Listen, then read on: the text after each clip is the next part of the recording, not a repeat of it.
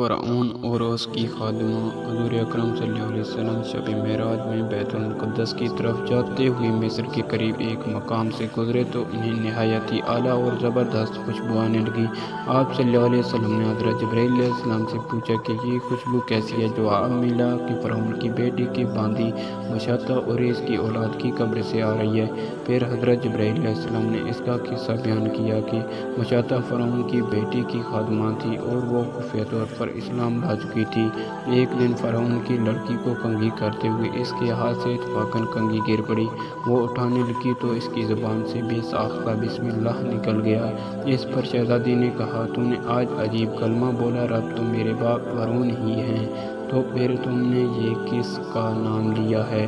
اس نے جواب دیا، فرعون رب نہیں بلکہ رب وہ اللہ ہے جو مجھے اور تجھے اور خود فرعون کو روزی دیتا ہے۔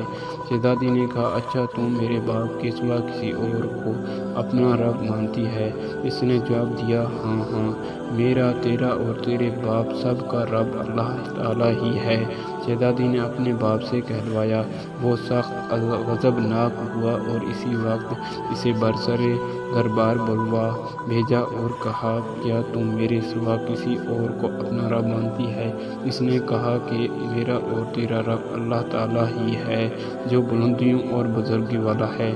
فرعون نے اسی وقت حکم دیا کہ تانبے کی جو گائل بنی ہوئی ہے اس کو خوب تپایا جائے اور جب بالکل آگ جیسی ہو جائے تو اس کے بچوں کو ایک ایک کر کے اس میں ڈال دیا جائے، آخر میں خود اسے بھی اس میں ڈال دیا جائے۔ چنانچہ وہ گرم کی گئی۔ جب آگ جیسی ہو گئی تو حکم دیا کہ اس کے بچے کو ایک ایک کر کے اس میں ڈالنا شروع کرو۔ اس نے کہا، بادشاہ ایک درخواست میری منظور کر، وہ یہ کہ میری اور میرے ان بچوں کی ہڈیاں ایک ہی جگہ ڈال دینا۔ اس نے کہا، اچھا، تیرے کچھ حقوق میرے ذمہ ہیں اس لیے یہ منظور ہے۔ اس کی دونوں بچیاں اس آنکھوں کے سامنے اس میں ڈال دی گئی اور وہ فوراً جل کر راکھ ہو گئی۔ پھر سب سے چھوٹی کی باری آئی جو ماں کی چھاتی سے لگا ہوا دودھ پی رہا تھا۔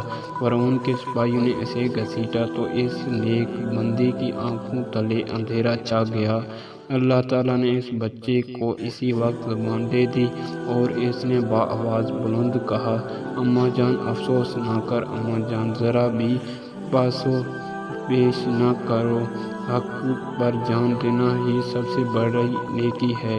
چنانچہ انہیں صبر آ گیا۔ اس بچے کو بھی آگ میں ڈال دیا گیا اور آخر میں ان کی ماں کو بھی اسی آگ میں جلا کر مار دیا۔